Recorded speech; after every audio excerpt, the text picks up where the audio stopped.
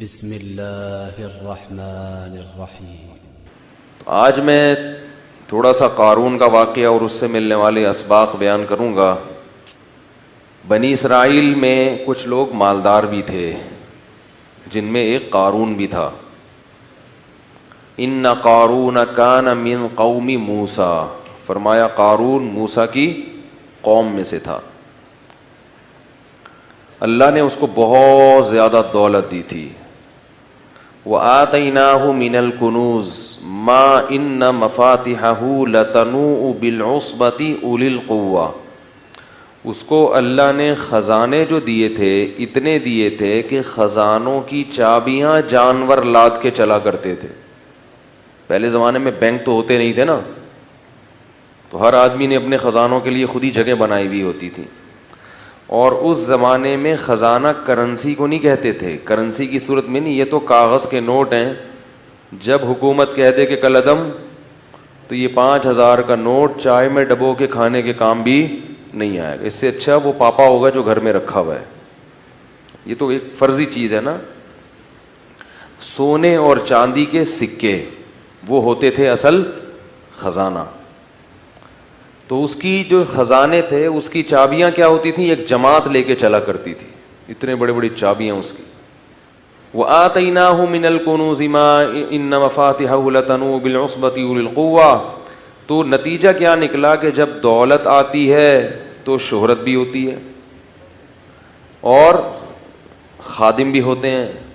پھر جہاں چلتے ہیں تو اکیلے تو چلتے نہیں ہیں، دائیں بائیں پروٹوکول بھی ہوتا ہے۔ تو قارون کو یہ عزت ہضم نہیں ہوئی۔ دیکھو بہت کم لوگوں کو پیسہ راس آتا ہے اور عزت بھی بہت کم لوگوں کو راس آتی ہے۔ عزت ملتی ہے تو اپنی اوقات انسان بھول جاتا ہے، پیسہ ملتا ہے تو اپنی اوقات بھول جاتا ہے۔ تو قارون بھی کیا ہوا، جب پیسہ آیا تو اوقات بھول گیا۔ تو جو قارون کی قوم میں نیک لوگ تھے انہوں نے قارون سے کہا لا تفرح ان اللہ لا يحب الفرحین، اتراؤ مت، اللہ اترانے والے کو پسند نہیں کرتا۔ تواضع کرو، بھئی یہ کس کی دین ہے؟ اللہ کی۔ اس سے پتہ چلتا ہے کہ جب بھی کوئی نعمت ملتی ہے تو نسبت کدھر کرنی چاہیے؟ دیکھو تواضع کا مطلب یہ، تواضع اور احساس کمتری میں کیا فرق ہے؟ تواضع اور، بعض لوگ کہتے ہیں تواضع اس کا نام ہے کہ آپ کو اللہ نے کوئی نعمت دی ہو، آپ کہیں نہیں میں تو بالکل فارغ ہوں، میرے پاس کہاں، خاکسار ہے، مجھے کہاں۔ اگر میں نے کہہ دیا کہ ہاں یہ میرے پاس، میرے پاس یہ کوالٹی ہے، نعمت ہے، تو کہیں تکبر نہ ہو جائے۔ لوگ کرتے ہیں نا، اس کو تکبر نہیں کہتے۔ اگر آپ کے پاس نعمت ہے اور آپ کو پتہ ہی نہیں کہ اللہ نے مجھے کوئی صلاحیت دی ہے تو یہ تواضع نہیں ہے، یہ احساس کمتری ہے، جس کی وجہ سے آپ کبھی بھی ترقی، انسان کو یہ پتہ ہونا چاہیے کہ میرے اندر کیا خصوصیات ہیں، کیا کوالٹیز ہیں اور کیا برائیاں ہیں، تاکہ برائیوں سے بچنے کی کوشش کرے اور اپنی صلاحیتوں سے فائدہ اٹھائے۔ وہ فریب خوردہ شاہی جو پلا ہو کر گسوں میں، اسے کیا خبر کہ کیا ہے راہ و رسم شاہ بازی۔ شاہین کا جو بچہ تھا نا، انڈا، وہ کہیں گدھوں کے گھونسلے میں چلا گیا۔ گدھ جانتے ہیں؟ وہ جو مردار کھاتا ہے اس کی شکل بھی بڑی مکروسی ہوتی ہے، سر کے وہاں بال اڑے ہوئے ہوتے ہیں اس کے پیچھے کے گدی کے، مردے نکال کے کھاتا ہے وہ۔ اور شاہین بڑا خاندانی جانور ہے، اس کی شکل بھی خوبصورت۔ اب وہ جو اس کا انڈا تھا نا شاہین کا، اس کی مادہ کا انڈا، وہ کہیں گدھوں کے گھونسلے میں رہ گیا۔ اب وہ بڑا ہوا تو اس کو یہ پتہ ہی نہیں کہ میں کیا ہوں، شاہین ہوں۔ حرکتیں اس نے گدھوں جیسی شروع کر دی، وہی گھٹیا حرکتیں، مردار کھانا، مردے سونگنا جا کے، کبھی جھپٹنا پلٹنا اور شکار کرنا اور عقابی نگاہیں ڈالنا۔ یہ چیزیں کیا ہوا، دیکھتا بھی ایسے ٹیڑھی آنکھوں سے تھا۔ عقاب تو ایسے دیکھتا ہے نا، ایسے دیکھا، وہ عقاب کی آنکھیں بہت تیز ہوتی ہیں، شاہین کی، شکرے کی، یہ جو جانور ہیں نا، یہ ان کی بڑی تیز آنکھیں ہوتی ہیں۔ تو اس پہ علامہ اقبال نے بڑا پیارا شعر کہا ہے، وہ فریب خوردہ شاہین، وہ شاہین جو بیچارہ فریب میں آ گیا ہو، دھوکے میں آ گیا ہو، جو پلا ہو کرگسوں میں، کرگس کہتے ہیں گدھ کو، اسے کیا خبر کہ کیا ہے راہ و رسم شہباز جو ہے نا، اس کے طور طریق کیا ہوتے ہیں، اس کا لائف اسٹائل کیا ہوتا ہے، اس شاہین کو بیچارے کو کیا پتا جو گدھوں میں رہا ہو۔ تو جو شاہین گدھوں میں رہا اور اس کو اپنی کوالٹیز کا علم نہیں ہے، تو ہم یہ نہیں کہیں گے اس میں اتنی تواضع ہے کہ یہ ماننے کے لیے تیار ہی نہیں ہے کہ میں شاہین ہوں، یہ ہر وقت خاکسار گدھوں کی طرح کس پہ جاتا ہے، کبھی جھپٹنے کی پلٹنے کی کوشش نہیں کرتا۔ تو یہ تواضع نہیں ہے، یہ احساس ہے، بولو بھائی، کمتری، اپنی صلاحیتوں کا احساس ہی نہیں ہے۔ جب صلاحیت کا احساس ہی نہیں ہوتا تو آپ اور زیادہ دبتے چلے جاتے ہیں۔ تو اس لیے انسان کو اپنی صلاحیتوں کا علم ہونا چاہیے۔ بڑی صلاحیتیں دی اللہ نے انسان کو، آپ کے پاس ایک صلاحیت نہیں ہے تو کوئی دوسری ہوگی۔ تبھی تو میں والدین سے کہتا ہوں اپنے بچوں کو گن پوائنٹ پہ ایک ہی چیز پہ مجبور نہ کیا کرو، تو ڈاکٹر ہی بنے گا، تیرا باپ ڈاکٹر تھا تو کیا بنے گا، ڈاکٹر بنے گا۔ بھائی اس میں نہیں ہے صلاحیت، اس کو ایسا فورس کر کے وہ پنچر والا بن گیا بعد میں جا کے، ٹھیک ہے، وہ کہیں کا بھی نہیں رہا، حالانکہ اس میں کسی اور چیز کی صلاحیت تھی، مگر آپ وہ نہ ادھر کا رہا نہ ادھر کا رہا۔ تو اس لیے اپنی صلاحیتوں کا علم نہ ہونا یہ کیا ہے، احساس کمتری۔ لیکن آپ میں کوئی صلاحیت ہے نہیں اور آپ خامخواہ میں اس خوش فہمی میں مبتلا ہے کہ میرے اندر یہ چیز ہے، اس کو کہتے ہیں خود پسندی، عجب۔ نہیں آ رہی یار، بعض لوگوں کو میں فنٹر گیری بھی کہہ سکتے ہیں، آپ اس کو کیا کہہ سکتے ہیں، فنٹر گیری، ٹھیک ہے نا۔ یہ بھی بہت سے لوگ ہوتے ہیں خود پسندی میں مبتلا ہیں، ہم چما دیگرے نیس، ہم جیسا تو کوئی ہے ہی نہیں۔ بھائی جتنے ہو اتنا ہی رہو، اس سے آگے بڑھنے کی کوشش مت کرو۔ یہ باطن کی برائیاں ہیں، دل کی برائیاں ہیں جو انسان کو تباہ کر دیتی ہیں۔ تو جو صلاحیت ہے اس کا علم ہو، مگر اس صلاحیت کو اپنا کمال اگر سمجھنا شروع کر دیا تو یہ تکبر ہے جو اللہ کو پسند نہیں ہے۔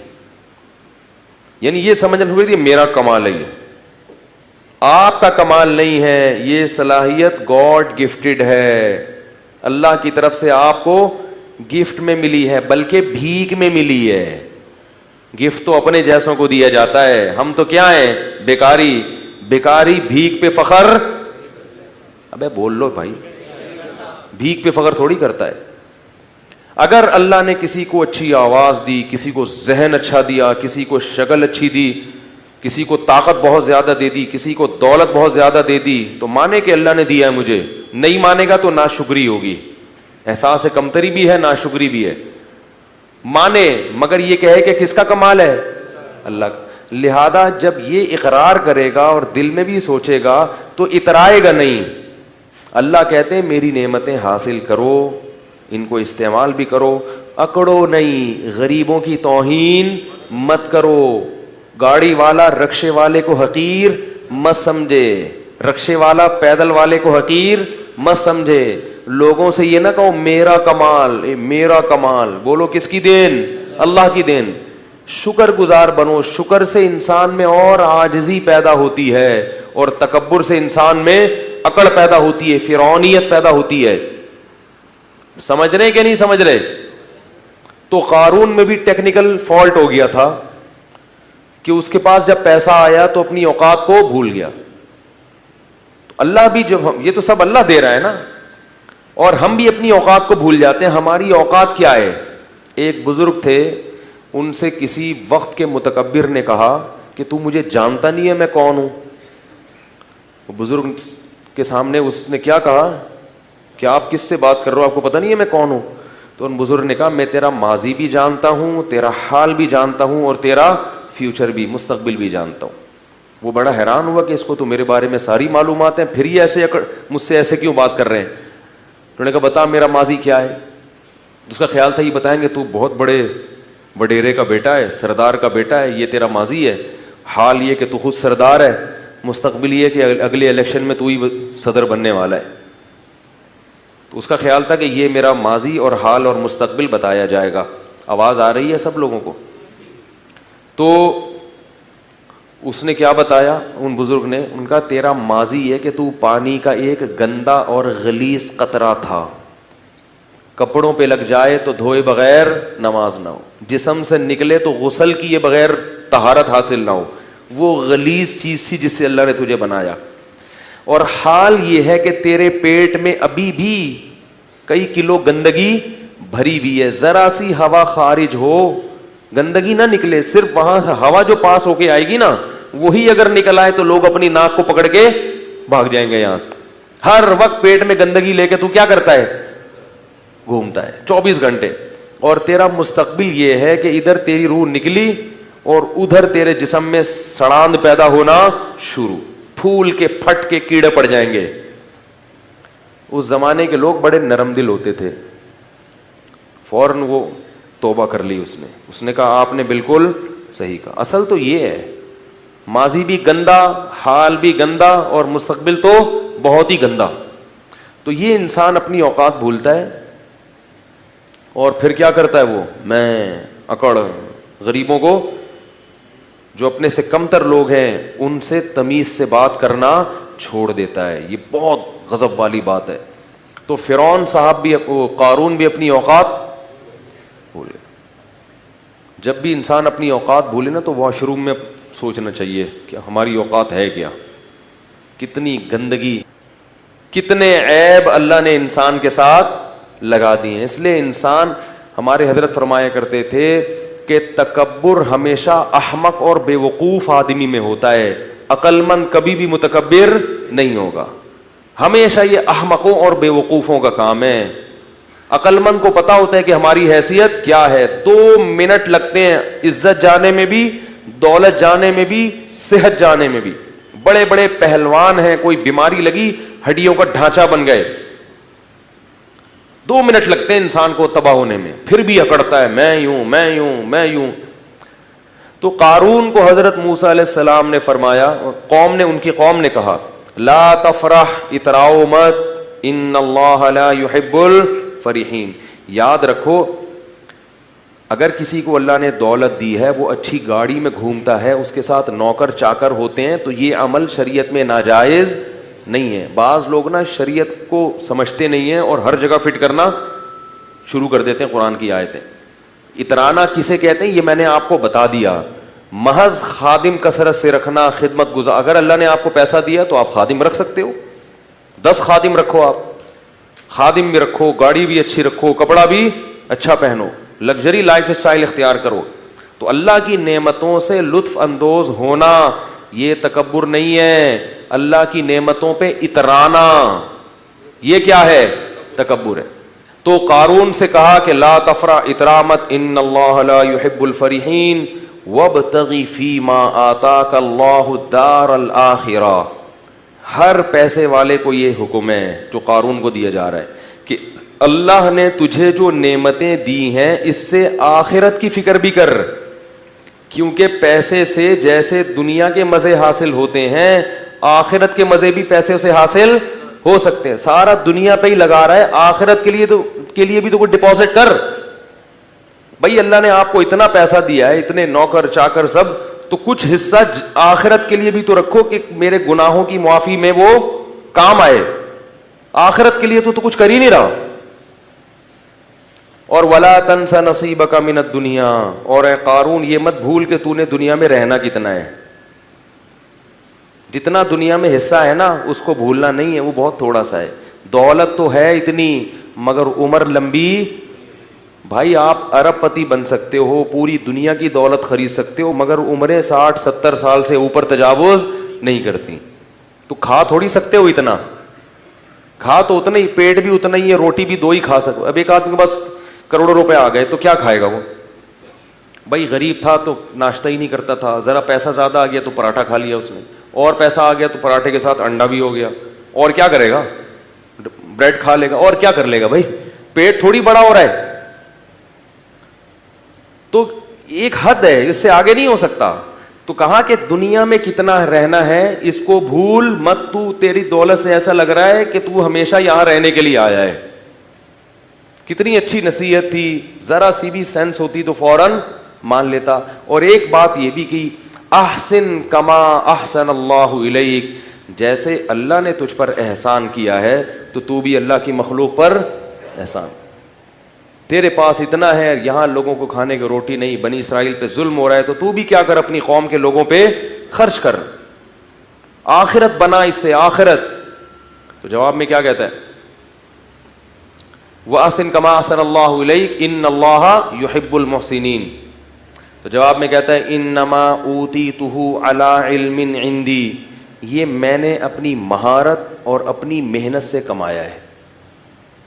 مجھے اللہ نے, میرے پاس دماغ کیسا ہے, خاص دماغ ہے, اس دماغ کو لڑا کے میں نے کیا کیا ہے, تو میں نے کمایا ہے. جو غریب ہے وہ اپنی مرضی سے غریب ہے, میں نے تھوڑی کہا کسی کو غریب بنو. آج مالدار آدمی یہ بات زبان سے کہتا نہیں ہے مگر دل میں ہوتی یہی ہے کہ بھائی وہ نہیں, میں نے ایکچولی وہ ہے محنت نہیں کر سکے, میں نے تو اتنی محنت کی ہے, میں تو ایسا دماغ لڑایا ہے, تو میں اپنا پیسہ کسی اور کو کیوں دوں. حالانکہ محنت بہت لوگ کرتے ہیں, ملتا ہر ایک کو. اگر محنت میں ملتا تو مزدور سب سے مالدار ہوتے ہیں. سب سے زیادہ محنتی کون ہوتے ہیں, گڑھا کھودنے والے. اور اگر ذہانت میں ملتا تو بے وقوف تو بیچارے بھوکے مر جاتے. میں نے اپنی زندگی میں زیادہ تر, سب کی بات نہیں کر رہا, زیادہ تر بے وقوفوں کے پاس پیسہ دیکھا ہے. سب نہیں, بہت ذہین لوگوں کے پاس بھی ہوتا ہے, لیکن زیادہ تر کس کے پاس ہوتا ہے. امام شافعی نے اسی لیے تو کہا لو کان بالحیل الغنا لوجدتنی بنجوم اقطار السماء تعلقی لكن من رزق الحجا حرم الغنا ضدان مفترقان ای تفرقی. کہتے ہیں جس, ایسا لگتا ہے, امام شافعی کہتے ہیں جس کو اللہ نے عقل دی ہے اس سے رزق چھین لیا. ٹھیک ہے, جس کے پاس دماغ ہے اس کے پاس اکثر جیبیں بیچارے کی خالی ہوتی ہیں.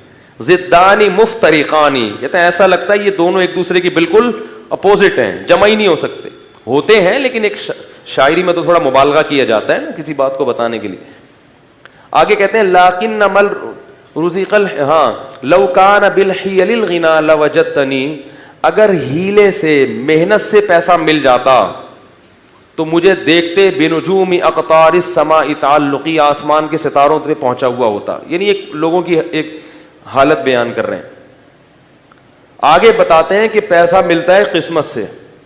اس کو ایک شعر میں بڑے پیارے انداز سے سمجھایا, فرمایا اذا سمعت بان محروما اتا, اذا سمعت بان مشدودا حوا عودا فاثمر في يديه فصدقي واذا سمعت بان محروما اتى ماء ليشربه فغاض فصدقي.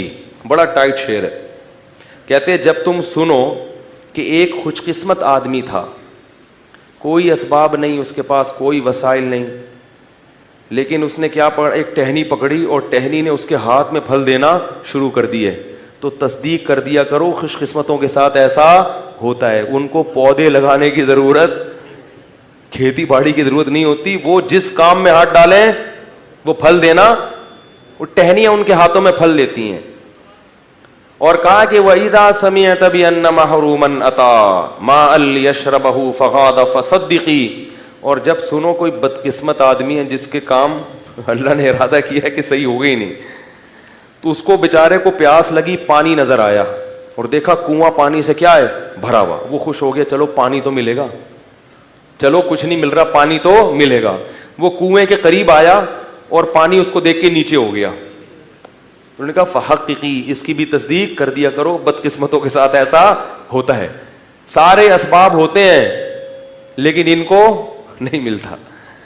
تو یہ سب کس کی دین ہے بھائی, اللہ کی. یبسط الرزق لمن یشاء, جس کے لیے چاہتا ہے رزق کے دروازے کھول دیتا ہے, ویقبض, جس کے لیے چاہتا ہے دروازے بند کر دیتا ہے. جس کو رزق کثرت سے دیتا ہے اس کو بھی آزماتا ہے, اور جس پہ رزق کے دروازے تنگ کرتا ہے اس کو بھی آزماتا ہے.